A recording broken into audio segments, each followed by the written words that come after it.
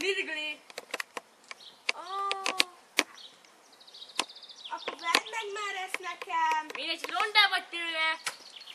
A Nesquik gabonafehely akció 210 forint helyett már csak 209 forint. Hol van? Ezt megkövenni. De hol van? Itt van. Én meg gyereknek jó napra lesz most ez egyszer. Hát a kisebbségi számít Tesco. Adjon Isten, bátyám uram. Jó napot, fiatalok! Milyen időnk lesz ma, bátyám?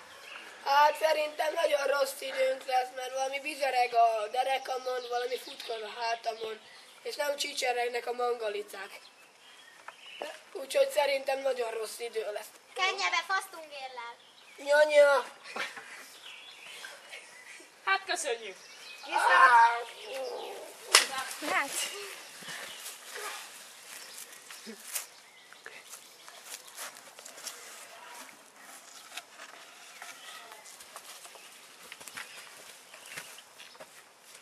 Ma milyen időnk lesz, bátyám?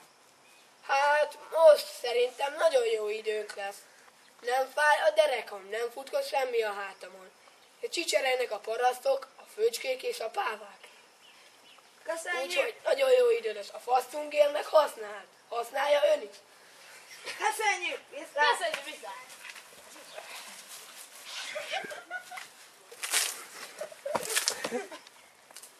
Társadalmi célú hirdetés. Védd a természetet, ültess cseresznyefát. Hát ezzel is végeztem. De ez orvosság! Most pedig nézzék meg a barbárok közt előzetesét.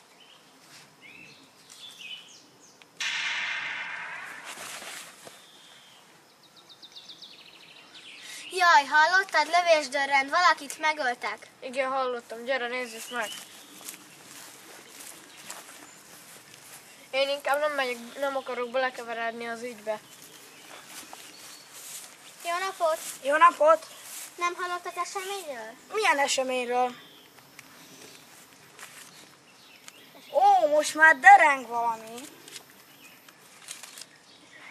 Aha, már megvan. Vajon ki volt az áldozat? És miért lőtték le? Sikerül Klaudiának a dolgok végére járnia? Nézzék meg a Scooby-Doo 250 milliódik részének az előzetesét. Hú, Scooby, de éhes vagyok. Én is, együnk egy kis Scooby snacket. Én Scooby, te fogtad meg a hátam? Nem. Szellem! Váljunk 149 felé 3-an.